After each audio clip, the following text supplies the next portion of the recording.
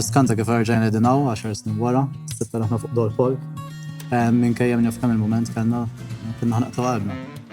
Jina għalija naħseb l-iktar moment diffiċli kien meta konna għadna qed nikkrejaw il-mużika bil-Malti, għadna għand il-producer, għadna maħriġniex songs. U at some point kien għalenna tikkonsidraw tibdlu il-kantant. Naħseb dik kienet l-iktar. Ġewwiċċek għal.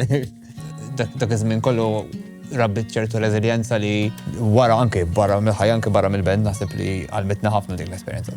Konna willing li naslu għakkosta kollox, infatti niftakru il-producer kien għallej isma' Chris, inti naħseb għandek xi problema, you might need an operation.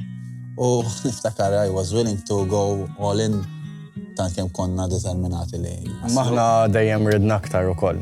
Qatt ma konna kontenti bli għandna dejjem ridna aktar. Ma dejjem kellna tipo jisu target li jisma' mhux ħankunu kontenti sakemm noħorġu xi tip ta' song. Li tkun vera tajba. Tkun vera tajba. Jien naħseb aktar rrid jippuxxa lilna kollha, ma naħseb aktar rrid jippuxxa lil Chris. Infatti ma ninsewx ukoll li Chris kien waqa' ħafna ħażin dakinhar li laqalilna tidu xinbidlu il-kantant. Kien proċess li ridna ngħaddu minnu, I mean, għenna nikbru. Ġifieri żgur li dik għadna flimkien biex stajna nekkrejaw xi ħaġa speċjali flimkien. Tiftakru dak il-moment meta ridna nażlu l-isem għall-band?